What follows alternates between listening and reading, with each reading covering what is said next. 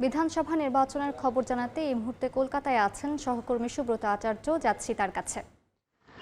দেখুন, শেষ দফার ভোট যত এগিয়ে আসছে ততই কিন্তু কথার লড়াই বাড়ছে। বিশেষ করে যুযুধান দুই রাজনৈতিক শিবির বিজেপি এবং তৃণমূলের শীর্ষ নেতা এবং নেত্রীদের মুখে যে ধরনের শব্দ চয়ন আমরা শুনতে পাচ্ছি, সেটি কিন্তু খুব অতীতে এই ধরনের শব্দ আমরা এই প্রধান দুটি রাজনৈতিক দলের মুখ থেকে বা শীর্ষস্থানীয় নেতৃত্বের মুখ থেকে আমরা শুনিনি।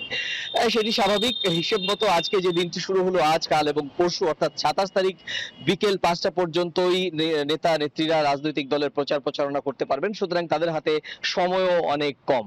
আমরা এরই মধ্যে জানতে পেরেছি যে বিজেপির শীর্ষ নেতা অমিত শাহ, আমাদের প্রতিবেশী রাজ্য আসামের মুখ্যমন্ত্রী হেমন্ত বিশ্ব শর্মা সহ বিজেপির তাবর তাবর নেতারাও কিন্তু আজকে তাদের কর্মসূচি প্রচার প্রচারণা কর্মসূচি রয়েছে। যেমনটি রাজ্যের শাসক দল তৃণমূল কংগ্রেসের সভানেত্রী মমতা বন্দ্যোপাধ্যায়, সৈনিক বলে দাবি করা হয় অভিষেক বন্দ্যোপাধ্যায়, তারও প্রায় ছটি সব মিলিয়ে 12টি কর্মসূচি রয়েছে দুটো শীর্ষ নেতা নেত্রী। সামগ্রিকভাবে এছাড়াও কংগ্রেস এবং বামপন্থীদেরও একই রকম ভাবে তারাও রাজনৈতিকভাবে চেষ্টা করছে প্রধান দুটো রাজনৈতিক দলের চোখে চোখ রেখে লড়াই করার জন্য। যদিও আমাদের জাতীয় স্তরে গণমাধ্যম এবং কলকাতার গণমাধ্যমে প্রচার প্রচারণার ক্ষেত্রে প্রধান দুটো রাজনৈতিক দলকেই আমরা সামনে দেখতে পারি। এবার যেটি বলা হচ্ছে, কারণ আপনি জানেন যে প্রথম দফার ১৫২টি আসনের বিধানসভা আসনের ভোট হয়ে গিয়েছে। উত্তরবঙ্গ এবং দক্ষিণবঙ্গের এই 16টি যে আসনে ভোট হয়েছে অত্যন্ত গুরুত্বপূর্ণ আসন। এর আগে উত্তরবঙ্গের যে 8টি জেলা 2021-এ আমরা রাজনৈতিক চিত্র যদি দেখি, সেখানে বিজেপির উত্থান ছিল। ফলে বিজেপির যে বডি ল্যাঙ্গুয়েজ সেটি আমরা দেখেছি যে বিজেপির যে বডি ল্যাঙ্গুয়েজ এই প্রথম দফা নির্বাচন হয়ে যাওয়ার পর তাদের বডি ল্যাঙ্গুয়েজ একটু অন্যরকম হয়েছে। অন্যদিকে আগাসন্ন যে বিধানসভা নির্বাচন হবে, যে কটি আসনে বিধানসভা নির্বাচন হবে, আপনি জানেন 7টি আসন, এবং সেই আসনগুলো অত্যন্ত গুরুত্বপূর্ণ। তৃণমূল কংগ্রেসের ঘাঁটি বলে পরিচিত।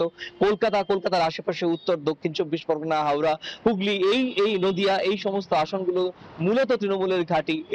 এই 2021 সালে সবশেষ বিধানসভা নির্বাচনের যদি রাজনৈতিক বা জয়ের চিত্র দেখা যায়, তাহলে 242 আসনের মধ্যে 111টি আসনে তৃণমূলের ঝুলিতে গিয়েছিল। সুতরাং তৃণমূলের এই শক্ত ঘাঁটিতে তারাও মাটি কামড়ে প্রচার করবে, সেটি এখন প্রশ্ন হয়ে দাঁড়িয়েছে, যেটি সমস্ত ভারতীয় গণমাধ্যম ও আন্তর্জাতিক গণমাধ্যম এবং রাজনৈতিক বিশ্লেষকদের কাছে একটি বড় প্রশ্ন হয়ে দাঁড়িয়েছে যে এত সংখ্যক ভোট প্রথম দফায় পড়েছে, দ্বিতীয় দফায় ভোট কি এত সংখ্যক পড়বে? আপনারা জানেন যে এই দ্বিতীয় দফা বা শেষ দফায় ভোটের ক্ষেত্রে শহর অঞ্চলের ভোট বেশি। শহর অঞ্চলের ভোটের ক্ষেত্রে আমরা অতীতে দেখেছি গ্রামের থেকে শহরের ভোট পড়ার যে হার সেটি কম হয়। এবার যে দেখা গিয়েছে যে জেলা শহরগুলোতে ভোট হয়েছে, সেই ভোটে কিন্তু কোথাও কোথাও মুর্শিদাবাদের কোনো ভোট কেন্দ্রে প্রায় 98% ভোট হয়েছে। এটি কিন্তু নির্বাচন কমিশনের কাছে এই যে এত সংখ্যক ভোট, সেটি নির্বাচন কমিশনের সংশ্লিষ্ট কর্মকর্তারাও কিন্তু অবাক হচ্ছেন যে এত সংখ্যক ভোট কেন হয়েছে। এই ভোট নিয়ে কিন্তু রাজনৈতিক দলের মধ্যে যতই উচ্ছ্বাস থাকুক, ভেতরে চোরাগোপ্তা একটু সংখ্যা কিন্তু আছে। আপনি জানেন যে এই ভোট যারা দিয়েছেন লম্বা লাইনে দাঁড়িয়ে, তাদের মধ্যে কিন্তু একটা ভয় ছিল। সেটি কি ভয়?